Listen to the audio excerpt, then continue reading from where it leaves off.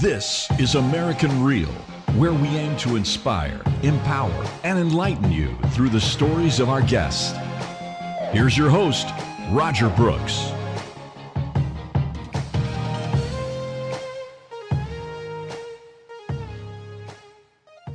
Now, on your website, you're listed as a fear fighter. What do you mean by that? What is your definition of a fear fighter? So there are all kinds of ways that fear sort of breed this paralysis in an organization and in our daily lives. What we do at Courageous is really help people understand what those fears are and what's driving those fears. So there are three ways to sort of fix that, right? Number one, when you have a knowledge, that takes some of that fear away. When you have faith. So the other thing that we do at Courageous is we help organizations and people get that faith back. All of a sudden, you've got knowledge, you've got the faith to make a decision and to take action. And that last piece is that action. All of a sudden, with knowledge, faith, and action, you have the ability to sort of take the fear away.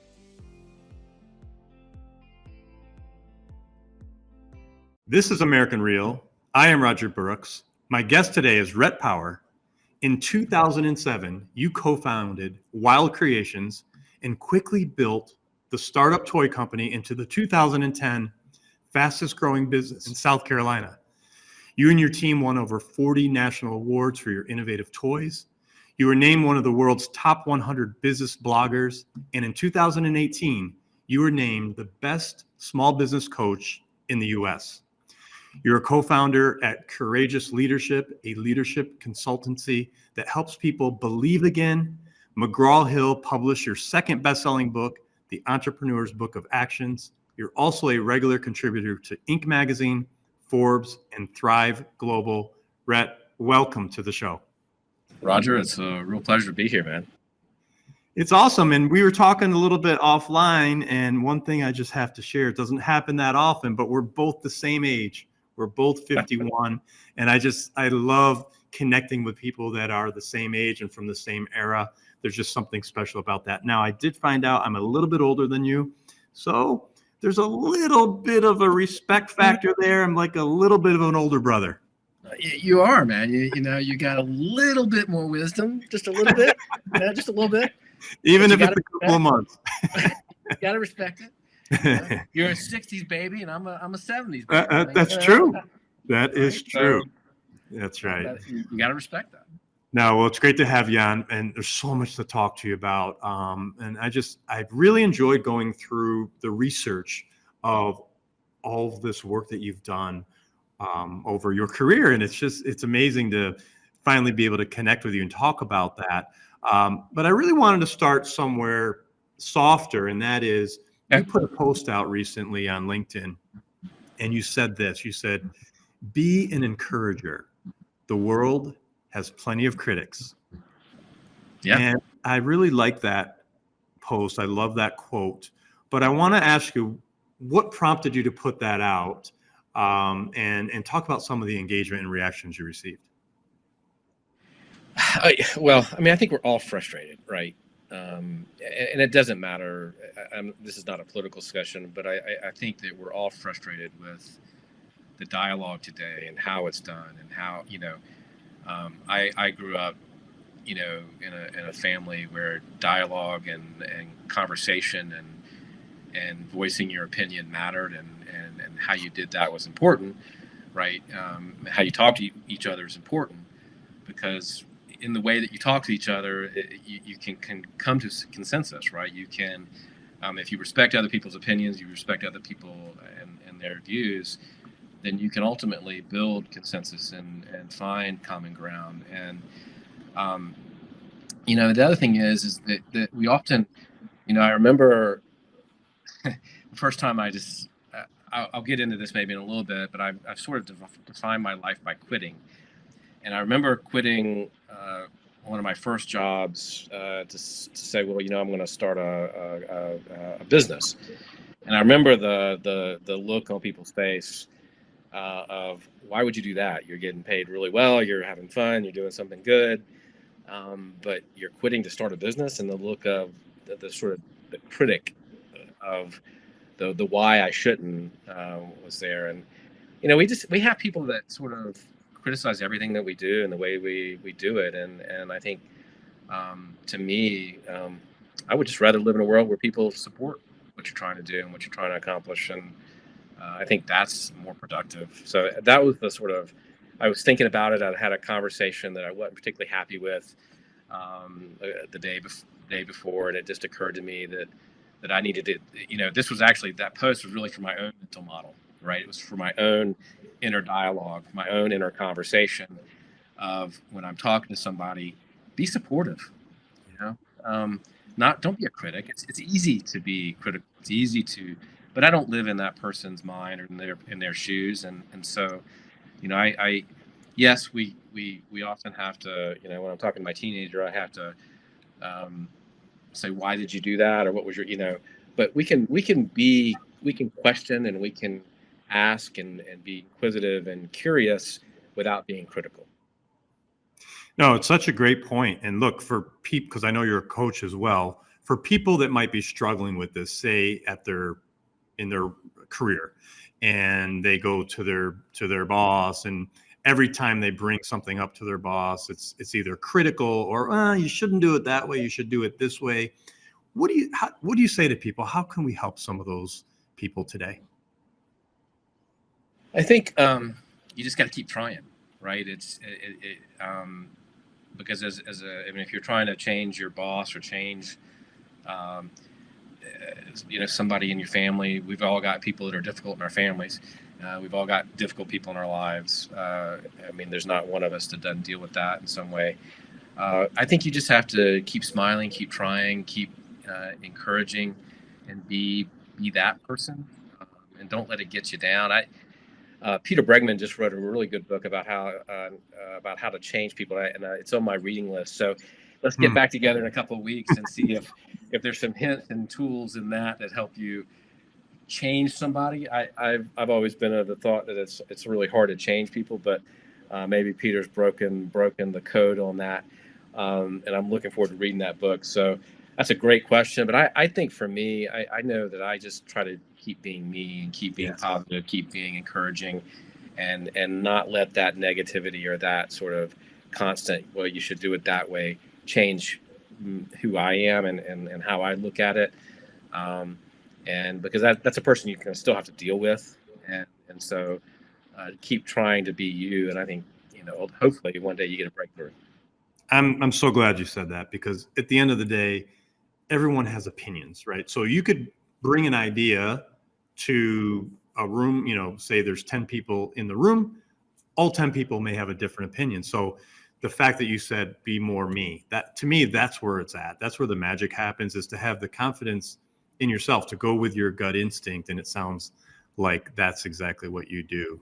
So, I found that post fascinating, and wanted to get your take on that. Now, on your website, you're listed as a fear fighter, which again, it's something I really connect with. But for people that want a little bit more explanation on that, what do you mean by that? What is your definition of a fear fighter? Well, look, we all, I think, I'd say a couple things. Fear breeds fear, right? And courage breeds courage. Fear often is one of those things, and we've all worked in organizations, right, where fear sort of drove the decisions, and fear always came up, and what that leads to ultimately is paralysis, right? In some way, shape, or form, whether it's decision making, whether it's action, whether it's the way that the organizations run, whether the product gets out on time. So there are all kinds of ways that fear sort of breed this paralysis in an organization and in our daily lives. So what we do at Courageous is really help people understand what those fears are, understand what's driving those fears, come up with a plan to number one, so there are three ways to sort of fix that, right? Number one, when you have when you have the right knowledge and you have knowledge around a problem or an issue, then you can come up with a plan to sort of address it. That takes some of that fear away. When you have knowledge, You don't have as much fear. When you have faith. So the other thing that we do at Courageous is we help organizations and people get that faith back. And what I mean by faith is not necessarily faith in the religious sense, but it's faith in they've got the knowledge, they've got the skills, they've got the people to fix the problem or solve the issue. But they need that faith, the belief that they can, the believership in the leadership, believership in themselves. So we help them gain that back. And so all of a sudden you've got knowledge, you've got the faith to make a decision and to take action. And that last piece is that action that we help people come up with the action plan around their problems, around their fears. All of a sudden with knowledge, faith, and action, you have the ability to sort of take the fear away. And all of a sudden you can make a clear, smart, forward-looking decision and take action on it, and get rid of that paralysis, which is what's holding back. And look, I mean, we're in the middle of a business apocalypse. Let's just put it out there, right? You've got just so much going on. You've got businesses disappearing at a rate that is staggering. If you look at the Fortune 500 and what's happening there, it used to be on the Fortune 500 for 75 years. Now the average lifespan of a company on the Fortune 500 list is 11 years or something. So we're getting big companies are getting disrupted all over the place, right? You have time, but you don't have enough time. I mean, there's just, with the rapid pace of change and the way things are moving, we go from financial crisis to pandemic. Our time is just being sunk into these things that are disrupting our daily sort of work. To borrow a Marshall Goldsmith thing, what got you here won't keep you here. That is such a truism to me. You can't look at what you've done to get you where you are. You really have to be forward thinking. You can't look at the past. If you'd ask a CEO 2 years ago about the future of remote work in their organization, they probably would have said, "Oh, that's a decade, 2 decades away," right? That's a real issue right now that people are having to deal with, right? If you'd have said, "I'm going to have supply chain issues like we're having," that wouldn't have been on their radar, right? I was talking to last 2 years ago, I was talking to a CEO of a Fortune 100 company. And he said, we had game planned all kinds of disaster scenarios. Sending everybody home to work was not one of them, and so, and then the other thing is that we're wired to fear change, and we're living in this massive era of change, and so companies are really struggling, and our job really is to help them fight that fear that helps or that makes them just sort of stagnant. Yeah, no, and I love your 3 points of knowledge, faith, and action. Again, it's systemizing and looking Right. at fear in a way that, okay, if you kind of step away from it and look at those 3 pillars, then it's something you can combat. And appreciate how you put that all together and explaining that as well. So something fun I wanted to transition to back when, we were the same age, back when we were both about 20 years old. I worked for a guy, his name was Jim Sapp, and he was the founder of the Teddy Ruxpin the Bear. And I thought that was the coolest thing. He was also Clyde Drexler's sports agent. I was living on Portland, Oregon, and I worked for them, and we were building Clyde's Clyde the Glide, right? That's right, Clyde the Glide, building a clothing line. But I was always fascinated by the toys, and he did way more than the Teddy Ruxpin. That was the one that hit the jackpot. But can you talk about how did you get into starting a toy company, and what was that like? Well, that's a really roundabout question. So, well, that journey is really twisted. But I came out of college. I was working for Clear Channel Communications. I was a failed radio disc jockey. So then I went into the sales and marketing and the business side of it because I seemed to have a better knack for that than spinning not even records. It was CDs. I have to be honest. It was CDs. And so, I did that for about 5 years, and then in the middle of that, really kind of, I guess I freaked out a little bit. I turned 28, 29, and said, wow, I've got a house, I got a 2-car garage. I don't have the white picket fence, but let's just say I had the white picket fence, and I was like, man, I just I don't want this to be my life. Like this, I don't want to look back in 30 or 40 years and get the gold watch and think, man, this is all I did. So quit. I joined the Peace Corps. I joined the Peace Corps. Actually went to Central Asia, ended up in Uzbekistan. And then almost at the end of our Peace Corps time in 2 years, 9/11 happened. And ended up, as I was in the region, I had learned Russian and I learned some language of the region. We were next door to Afghanistan. The war on terror started happening. I took a job almost immediately with USAID, went into Tajikistan, and was helping with cross-border trade issues. And so I'd gone from radio to Peace Corps to now brokering trade deals and helping enterprise establish, because the region was transitioning from a Soviet-based economy at the time.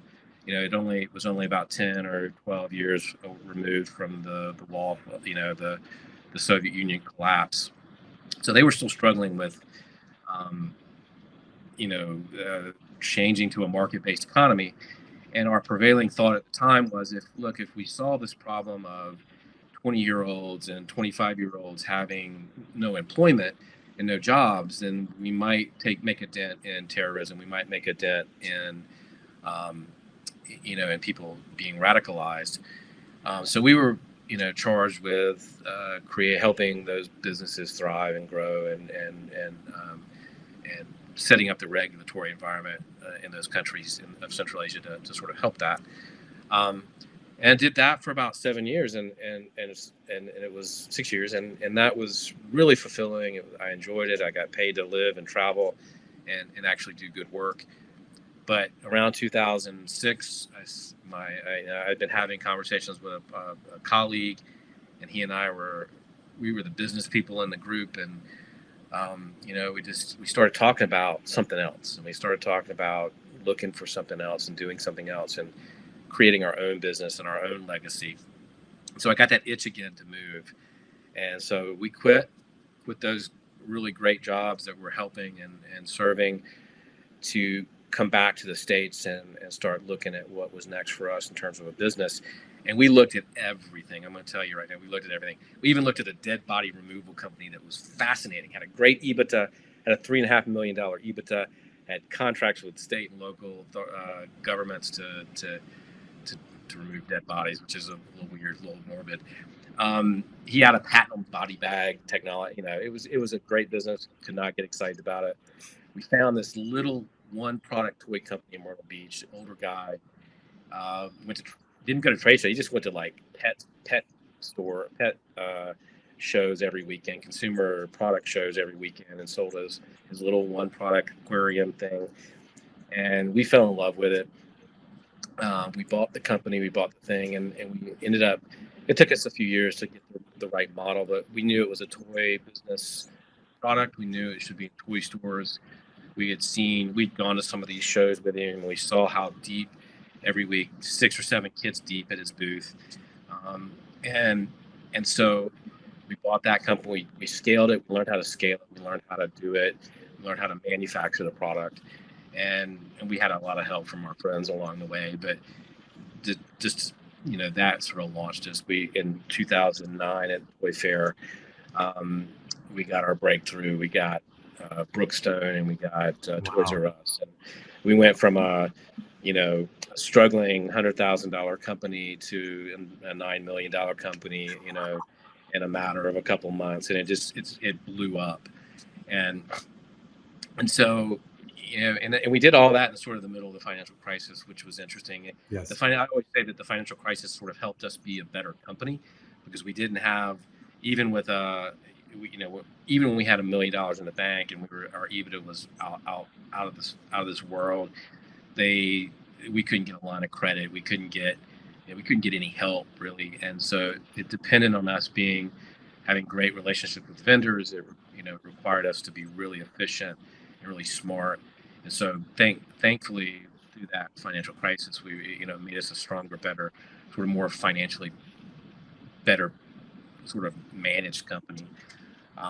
So that's how we got into toys, and we reinvested everything. We got operations in China. We started getting ideas and bringing on people to help us design, and we changed the model several times. We shifted from a solely science and nature based company. Our first 3 products were science and nature based, but we saw the writing on the wall for that.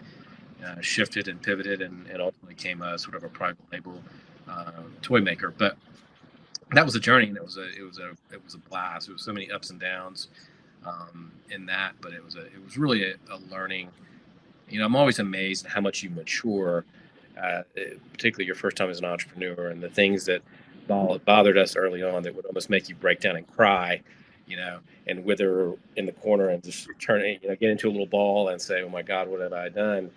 To, "Oh yeah, we can solve that," and not even losing a bit of sleep or having a bit of stress about it. Wow, fascinating how you got into it. Fascinating how the company grew. Sounds like there was a little bit of timing luck there, which was awesome. What ended up happening with that company? We sold it. We in 2014 had an opportunity to work with this company out of New York, a private equity firm out of New York, to buy, and they had some designs on not only the toys but our manufacturing capability. They were more interested in gift and in the gift market, and so a lot of it was to buy the capacity. I mean, they kept the toy stuff, but they took a big hit when Toys R Us closed, and some of these other. I mean, the market's really, really struggling, and I don't know that we would have survived this wave of massive change. But anyway, yeah, we got an exit, and again, it was one of those moments where it was time. Like people ask me, well, are you sad? Are you sad you got out of it? But honestly, I'd gotten to the point where I was bored, because now we were in a management. We were through that adult phase. We were into that adult phase, and where you're managing whether John shows up for work or not. And I was less interested in that. The growth phase was really exciting. Just awesome, Rhett. Just awesome. So how did you transition into your next phase, and what came next after the sale in 2014? A lot of searching. I had started doing some writing for Inc. and at the time, and that led to writing a couple books, and that led to working with writing for Forbes and Inc. and really thinking about what was next. And I've done some investment in some other companies, and I've done some startup stuff with as an advisor and investor, and that's been great. And I continue to do that because I love that startup energy and phase. But I was at a conference and with Mark Thompson, who's a longtime coach, and started looking at coaching because I had good advisors, and that I kept getting drawn back to that, and I had been a teacher in Peace Corps at a college, and I thought a lot about that, and that I liked the helping people and helping them open up their thinking to other possibilities. And so coaching, that's what happened. And then at first it was more broad. It was, well, let me kind of wear a couple hats. I can be a consultant because I can come in and I can help people with a product, or I can help people with a marketing challenge or a structural problem in the company.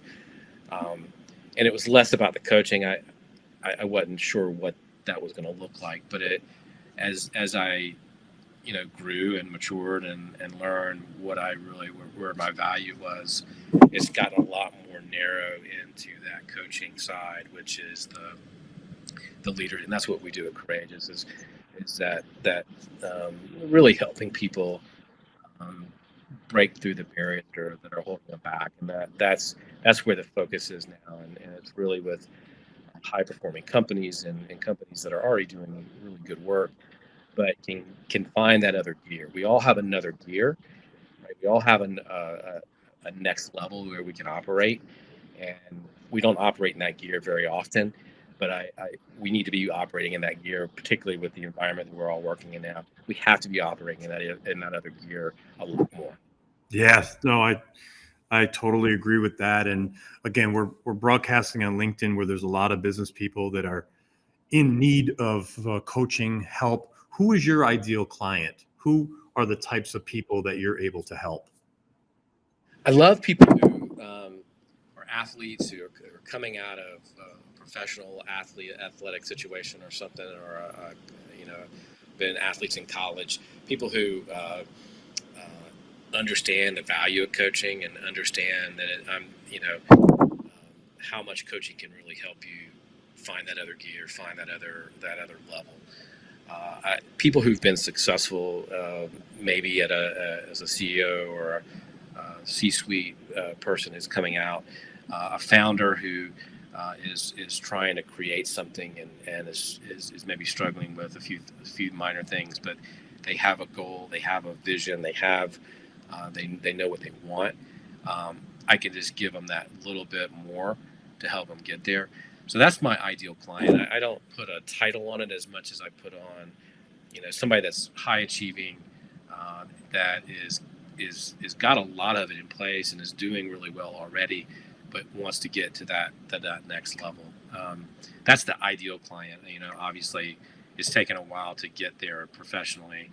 I've had to sort of learn and study and learn and be guided by other coaches, and I've had to coach people who are not at that place, and that's okay. But I know that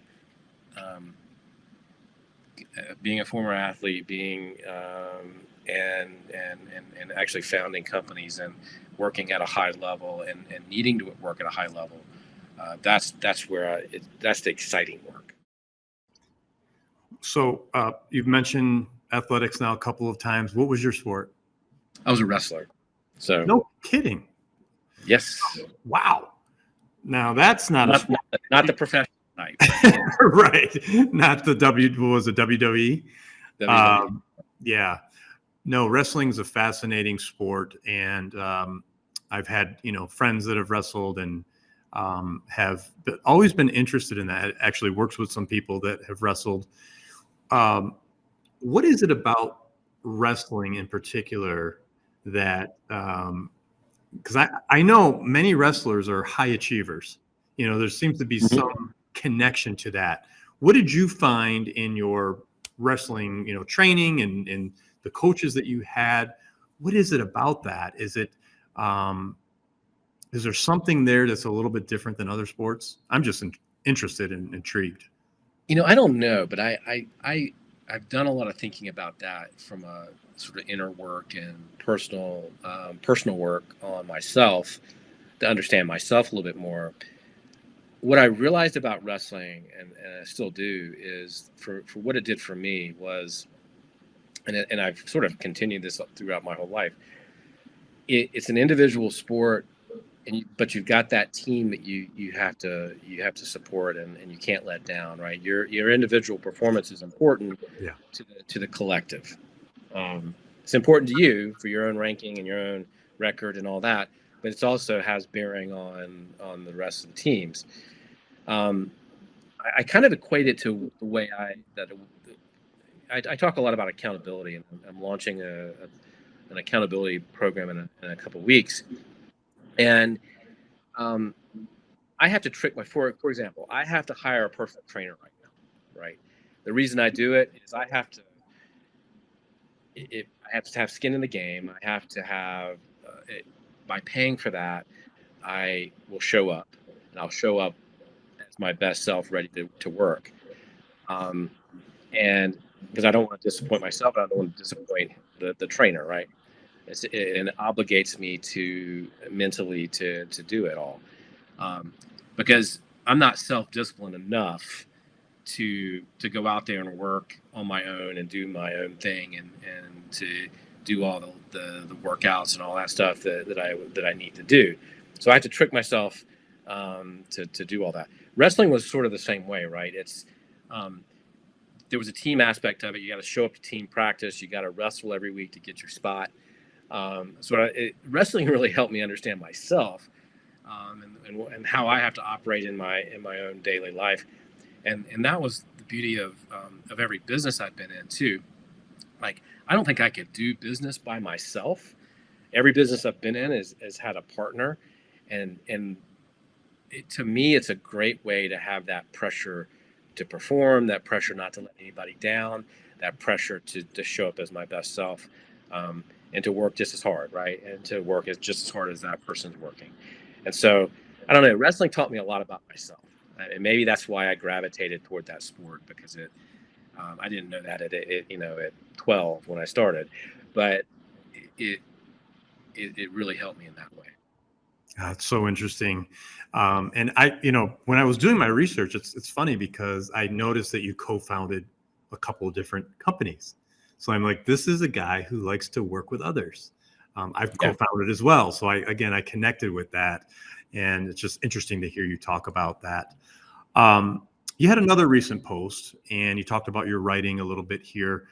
But if you don't mind, I'd like to read this because I thought it was very interesting. You said, one of the best benefits of being a Forbes contributor and publishing book reviews is I get a lot of books, but unfortunately, it creates several problems in my life. Shelf space or lack thereof, carving out time to read everything I want. With the plethora of good books out there, what books do I review? Which author's work will help people the most? These issues cause stress and sleepless nights, I promise. And then you go on to talk about a little bit more, but I really found this post interesting because here you are doing your coaching and involved with these different businesses, but you're spending time reading the books of others, and then you provide these reviews.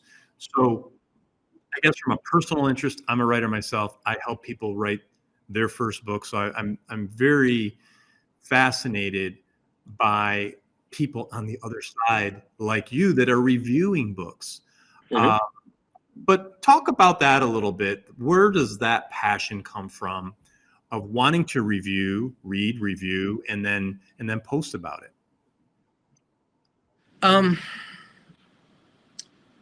I guess it just feels like it's what I'm supposed to be doing. I don't know if that makes any sense. Oh, yes. That's a really fascinating question. I never really thought much about. I've just kind of liked the idea of sharing what I'm doing, what I'm reading, and what might help me, because I know that there are people out there that like me are struggling with the question, well, what's next? What do I read? What's going to help me? What's going to be the most valuable use of my time as we're crunching time, right? As we're all just uber busy, and some of that's self-inflicted, some of that's just real. So to me, it was about helping people sort of consolidate down into some books that may really have impact on their lives and be helpful to them. And that was really the motivation. There's nothing really deeper than that. It's I think it's kind of fun. And the free books aren't bad. That's for sure. And I do really like at the end of the post how you list the 5 books, that you recommend. And again, good way to help those authors, and good to help the people that are looking at your post and say, oh, okay, maybe these are some books that I could read that might be able to help me. But it also sounds like we have one other thing in common, and that is, and you mentioned this earlier, we are constantly learning and growing. And I think that's important for people to be open to, that no one knows it all. And as much as we know about one subject, there's, Yeah. a million other subjects that we don't know about. So how does this, constant learning help us to grow in our own area? And we could sometimes learn by studying or reading books that have nothing to do with our actual work. Would you agree? Hands down. I mean, anytime we can learn something different. I mean, some of these books aren't necessarily related to my business, but if I can read something that helps me have a better conversation, if I read something that helps me maybe think about a problem in a different way, it's helpful. And I don't know. I kind of just feel like in order to, we're not in school anymore, right? And the best way for us to learn and is to have meaningful conversations, surround ourselves with smart people who are doing things really well, whether it's in our industry or not. Surround ourselves with good leaders and people who we admire and want to emulate. And then the other part of that is to read and consume. And it doesn't mean we agree with it. I don't agree with everything I read, but at the same time, it gives me perspective and it makes me at least think. Feel, and do. I think if a book can make me think, feel, and do something different, then that's a win. Yeah. No, you nailed it. To me, it's all about perspective and looking at things from different perspectives. Okay, so a couple more questions here before I let you go, Rhett. All right. The first one is, I would love to know a little bit more about your writing process. As I mentioned, I help people write their first book. There's so many people out there. Everyone has a book in them. I believe that. But there's so many people out there that have the fear. We talked about that. But then, if they get over the fear of wanting to write a book, how do they start? So if you wouldn't mind, if you could share some of your tips on, because you've written several books now, just give us an idea of how do you start? Do you sit down with a pad of paper? Do you sit down on a computer to start flushing out ideas? How do you start writing your books? Oh, they're painful, Roger. They're painful. They're painful, man. I tell you what, this is the way I'm going to do it from now on. So I wrote the first one with my business partner after we did Wild Creations. And then the second one I did by myself. And that was just, to be honest with you, it was god awful. What I'm doing now with this next book, I went back to writing it with, I guess, back to my partner philosophy. I went to have some I wanted to have co-authors on it. And the book that we just finished, again, I have two other co-authors on it. And that's the way I'm going to do it from now on, because they push you. You set deadlines. You have the to me, that was so much better than trying to do that book on my own. And maybe it's because I'm not disciplined enough or whatever it is, but that book took like 4 years to write, 3 years to write. This one we got through really fast because we were pushing each other. In terms of the writing, I do have to every day set time aside. So I've given myself this, with Forbes and Thrive and CEO World, a couple of these other things that I write for, I do a column a week. So I'm forcing myself to sit down and write every week. And I do set time away on the calendar, with undisturbed time where I don't answer the phone. I don't look at email or internet or social media at all. And I sit down to write an article and I try to write it. And I give myself a couple hours a week to do that. There's some weeks where I have 2 or 3 things due. I'll set aside more time, and I just have to do it that way to get in the right space and give myself the room and the thought to do it. So it is a matter of setting aside a time to do it for me. And I think with my worst case of ADHD in the world, I have to set aside time to do it and get off all of the distractions, get the distractions out of my way to do it. Because if Facebook or Instagram or LinkedIn is sitting in front of me, I'll go down some rabbit hole. So I do have to cut all that stuff off and write. Yeah. No, that's great, and I totally could relate to that. But I do want to make you feel. I need your book. I need your book process is what I need. I do want to make you feel good about something. 3 years, it's long, but it's not that long. I've been working on a novel going on 10 years. Next year will be 10 years. So it's coming to completion. It was one of those books that, I did a little here and there, but spent a lot of hours over this last decade. So 3 years is nothing. Well, that makes me feel better. Yes. Thank you, Ron. Absolutely. Look, this has been just a great conversation. You've shed a lot of insights on your past, and if I look and connect the dots backwards to your career, now it makes a little bit more sense of all these different areas of focus that you've had along your journey, and it's really great to get to know you better today. One last question before I let you go. I try to ask every guest this, and that is, you still have a lot of life to live, like me, because we're the same age. At the end of the day, what do you want your legacy to be? I've actually had some friends pass away recently, and a cousin that passed away last year, and that were my age, and I've thought a lot about that question. I want my legacy to be one of that you followed your dreams, you followed your heart, you followed your gut, and you tried, you failed some, you succeeded, maybe hopefully more than you failed, but that you were willing to try and do, and then I was a person that was connected, that I was present, that I love, that I loved hard and freely.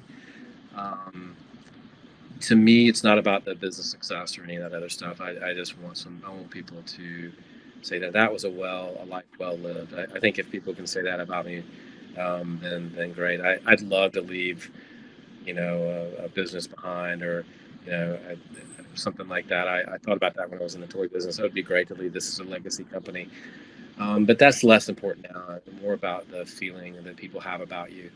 And I want my kids, my boys, to remember me as that, and that what I gave them was the sense of adventure, a sense that they can do anything that they put their minds to, and to live life fully, and be engaged in love. And I think if they get that from me, then that was success and a pretty good legacy. So that's what I want.